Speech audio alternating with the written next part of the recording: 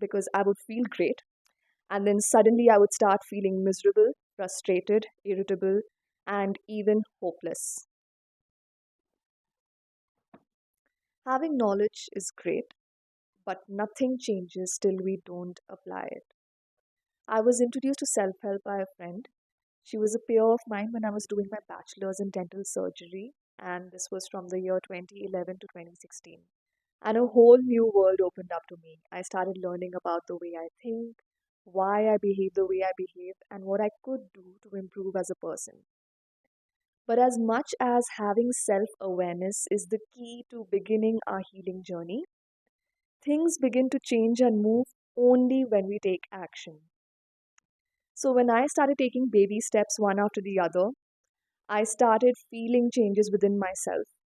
I started seeing changes around me, and I also realized that I have a degree of control in creating the kind of life that I want to live.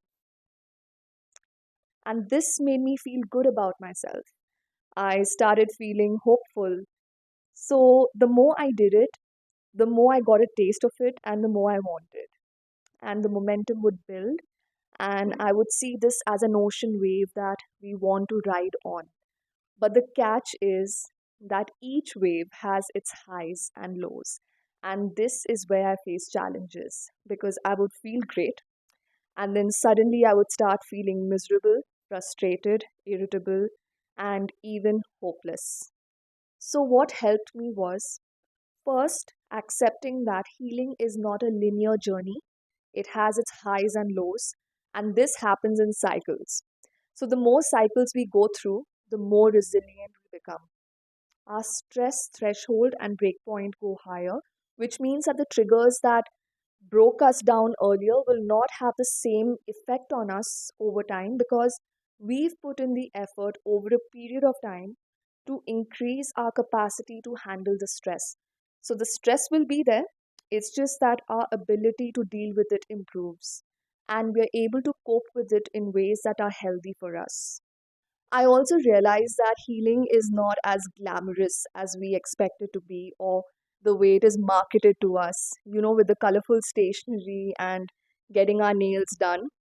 And yes, I believe it's important to do things to romanticize our healing journey. We should own it and do things that make sense to us and feel good to us. But we have to accept the reality that real growth happens only when we face the uncomfortable emotions. This takes me to my second point.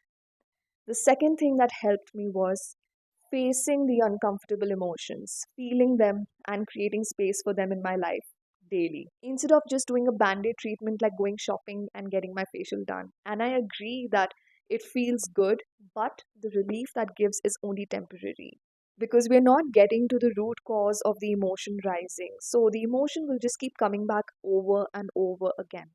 It's like this festering wound which hasn't gotten the correct treatment and time to heal.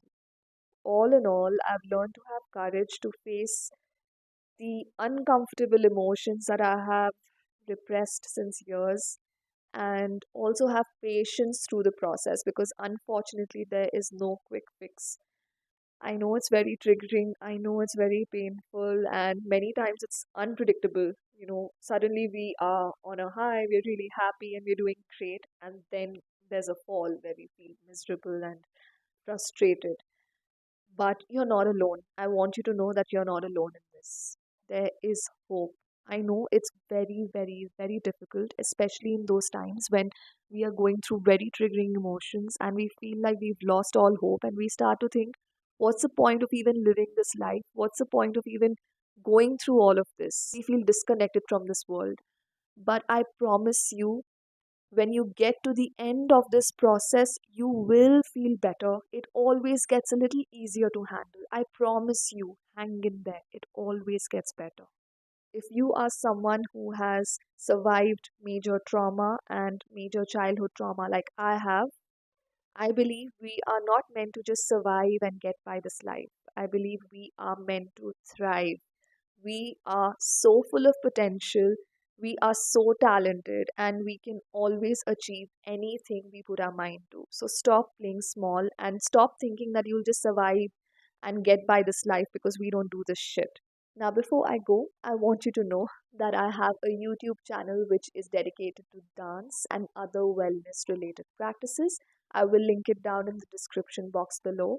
And I hope you connect with me there and find something that could help you feel safer in your mind and body and also be entertained at the same time. The world is so lucky to have you. You better believe it. Stay in touch and bye for now.